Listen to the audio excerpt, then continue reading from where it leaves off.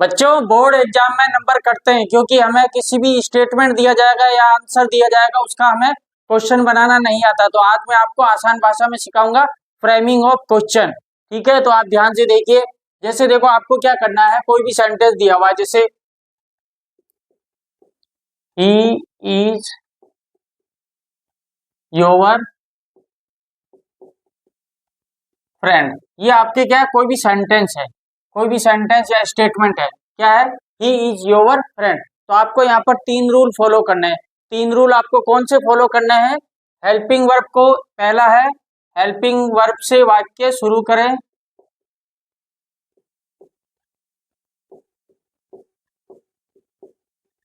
वाक्य शुरू करें। दूसरा है उसके बाद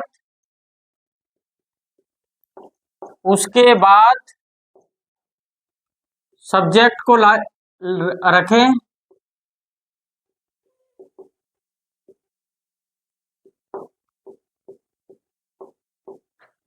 फिर क्या है तीसरा नियम आपका, एंड में क्या लगाना है आपको? क्वेश्चन मार्क लगाना है। यानी इसी प्रकार से कोई आपको सेंटेंस दिया जाएगा, उसका आपको सबसे पहले हेल्पिंग वर्ब से वाक्य शुरू करना पड़ेगा। यानी कि जो हम सीख रहे हैं वो आज हेल्पिंग वर्ब से क्वेश्चन बनाना सीख रहे हैं, यानी फ्रेमिंग ऑफ क्वेश्चन किससे बनाना सीख रहे हैं? हेल्पिंग वर्ब से। यानी कि हमें सबसे पहले वाक्य में से वर्ब ढूंढकर, हेल्पिंग वर्ब ढूंढकर सामने लानी है फर्स्ट में, उसके बाद में हमें सब्जेक्ट रखना है और लास्ट में हमें ये जो क्वेश्चन मार्क है ये अवश्य लगाना है। अगर ये नहीं लगाया तो फिर हमारा नंबर कट सकता है, क्योंकि प्रश्न पूछ रहा है, प्रश्न क्वेश्चन में तो हमेशा लास्ट में क्वेश्चन मार्क होता है। तो आपको ये 3, जैसे देखो इसी का अपन बनाते हैं, तो सब्जेक्ट क्या है, ये है, ये कौन सा टेंस है? प्रेजेंट टेंस है, क्योंकि हेल्पिंग वर्ब इज है। और ये प्रेजेंट टेंस में कौन सी है? बी वर्ब है। तो ये बी वर्ब है, सब्जेक्ट है, ये आपके वर्ब है, और उसके बाद में ये आपके ऑब्जेक्ट है। तो आपको क्या करना है, इसी प्रकार से ये मैं मिटा देता हूं एक बार।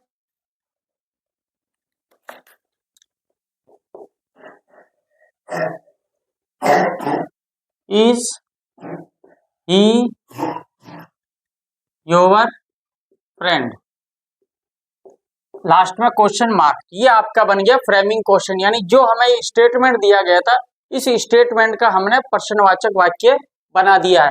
अब इसी प्रकार से जैसे एक और सेंटेंस लेते हैं, देखो क्या, they are playing cricket, they are playing cricket, वे क्रिकेट खेल रहे हैं। तो सबसे पहले हमें क्या करना है, इस वाक्य का टेंस पहचानना है। टेंस कौन सा है आपके? प्रेजेंट कंटिन्यूस टेंस है। प्रेजेंट कंटिन्यूस में क्या क्या आती है? हेल्पिंग वर्ब इज है, हमार main verb first form plus ING. तो यहाँ पर आपको किस तरीके से लिखना है क्वेश्चन, इसका जो बनाना है, ये क्या है? स्टेटमेंट। तो स्टेटमेंट का पहला जो है आपके वाक्य किससे शुरू करना है? बड़े उससे। ठीक है, तो आपने लिख दिया आर दे प्लेइंग क्रिकेट। इसी तरीके से अब देखो, आपको यह ध्यान होना चाहिए, आज हम जो सीख रहे हैं वो टेंस से संबंधित, यानी जितनी भी हेल्पिंग वर्ब है, हेल्पिंग वर्ब से कौन से हम हेल्पिंग वर्ब वाले जो वाक्य है उनसे क्वेश्चन कैसे बनाएंगे, यानी फ्रेमिंग क्वेश्चन। तो आपको ये ध्यान होना चाहिए। देखो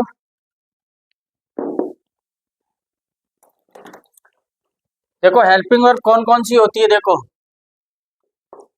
is, am, are, was, were, ये परफेक्ट आ गई,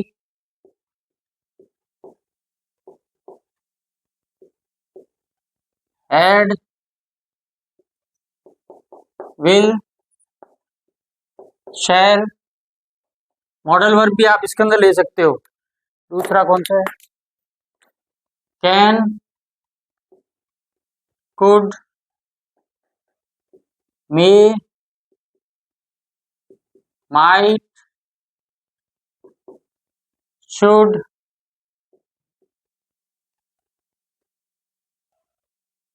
इसके बाद में शुड आ गया, मस्ट, तो कहने का मतलब ये है, इसके अलावा आप कौन सी देखो, present continuous, past continuous, perfect हो गई ये तीनों, ये प्रेजेंट परफेक्ट, ये पास्ट परफेक्ट, ये आपके फ्यूचर टेंस। तो कहने का मतलब तीनों टेंस में से प्रेजेंट, पास्ट और फ्यूचर में से जो भी हेल्पिंग वर्ब है वह आपको वाक्य में सबसे पहले रखनी है। तो क्या होगी सबसे पहले, हेल्पिंग वर्ब प्लस क्या होगा, सब्जेक्ट, और उसके बाद में आपके अगर इसके साथ कोई वर्ब आ रही है तो वो रखना है, मेन वर्ब लिख दो यहाँ पे,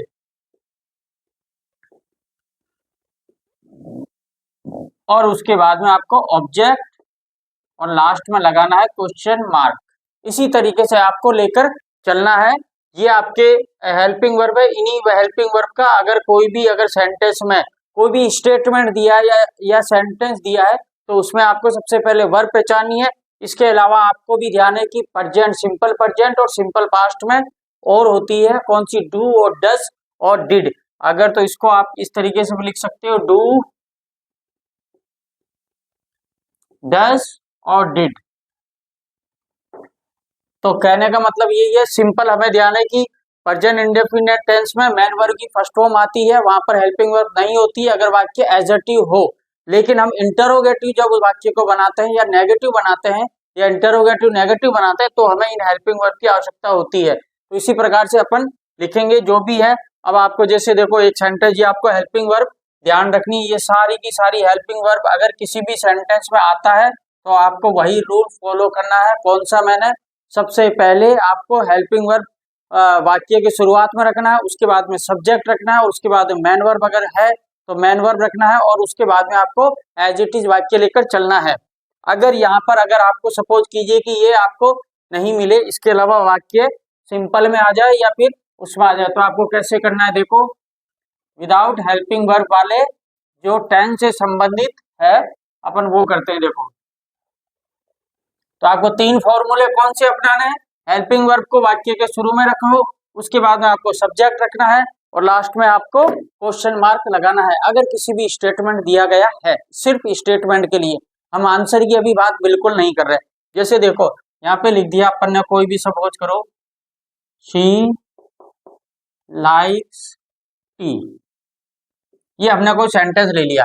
अब हमें ध्यान है ये सब्जेक्ट है, ये मेन वर्ब की फर्स्ट फॉर्म है जिसमें एस और ईएस लग रहा है यानी प्रेजेंट इंडेफिनिट टेंस है, और उसके बाद में ये आ गया आपके ऑब्जेक्ट। तो आपको क्या करना है, यहाँ से हमें ध्यान है कि प्रेजेंट, सिंपल प्रेजेंट में हेल्पिंग वर्ब नहीं आती है, इसलिए अपन क्या करेंगे, इसका इंटरोगेटिव बनाने के लिए हेल्पिंग वर्ब लेंगे डू या डज। अब यहाँ पर सिंगुलर है तो क्या हम लेंगे, does, does she.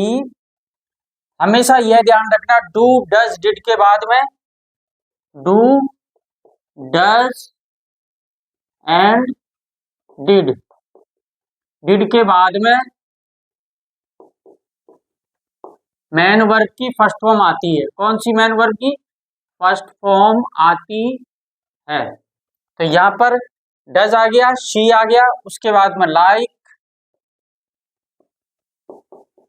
Like T, और लास्ट में आ गया आपके क्वेश्चन मार्क। सॉरी, यहाँ पर आपको बड़ा कैपिटल लेटर से वाक्य की शुरुआत करनी है। जो हेल्पिंग वर्ब में जो भी होगा कैपिटल लेटर आपको लेकर, इस तो इसी तरीके से आपको करना है। अब जैसे कि शी लाइक्स इट, ठीक है, तो आपने लिख दिया। अब यहाँ पे डू डज डिड हो गया, डू डज, इसी तरीके से ये आपके हो गया कौन सा, क्वेश्चन। ये आपका स्टेटमेंट है और इसका आपने ये बनाया है। इसी तरीके से आपको अगर कोई भी सेंटेंस में, अब मैं आपको 3 से 4 सेंटेंस देता हूँ, उसी तरीके से अभी आप ये सिर्फ 3 जो नियम है उसे फॉलो करना सीखिए। क्या कि आपको सबसे पहले वाक्य में हेल्पिंग वर्ब पहचाननी है, फ्रेमिंग क्वेश्चन बनाते समय हेल्पिंग वर्ब को वाक्य के शुरुआत में रखना है, उसके बाद में सब्जेक्ट आएगा और लास्ट में आपको क्वेश्चन मार्क लगाना है। अगर सेंटेंस या स्टेटमेंट कोई भी आता है तो अगर उसका हमें फ्रेमिंग क्वेश्चन बनाना हो तो, जैसे मैं आपको एक 2-4 प्रैक्टिकल आपको देता हूं। क्या ही, ये आपको कमेंट बॉक्स में करना है। ही राइट्स ए लेटर, एक वाक्य ये हो गया, एक लिख लीजिए आप। दे वर लेट। ठीक है, दूसरा she finished, FINISHED, she finished her work. In 3 example को आपको कहने का मतलब फ्रेमिंग क्वेश्चन में जो भी स्टेटमेंट है इन तीनों को आपको फ्रेमिंग क्वेश्चन में बनाना है। तो आपको हमारा वीडियो कैसा लगा? अगर पसंद आया तो इसे लाइक कीजिए, शेयर कीजिए और कमेंट में इन तीनों के आपको उत्तर देने हैं। उत्तर देने के बाद में अगर आपको बढ़िया रेस्पॉन्स मिलता है तो हम आगे आपके जो आंसर है, जो यस और नो से संबंधित इन्हीं हेल्पिंग वर्ब से जो आंसर बनते हैं यस और नो से, उसको लेकर हम अगला वीडियो बनाएंगे और तीसरा वीडियो हम WH वर्ड से संबंधित बनाएंगे। तो इसी तरीके के वीडियो देखने के लिए, नई नई जानकारियां देखने के लिए, बोर्ड एग्जाम से संबंधित क्वेश्चनों के आंसर और उसको कॉन्सेप्ट को समझने के लिए ज्वाइन कीजिए विष्णु गुरुजी क्लासेज।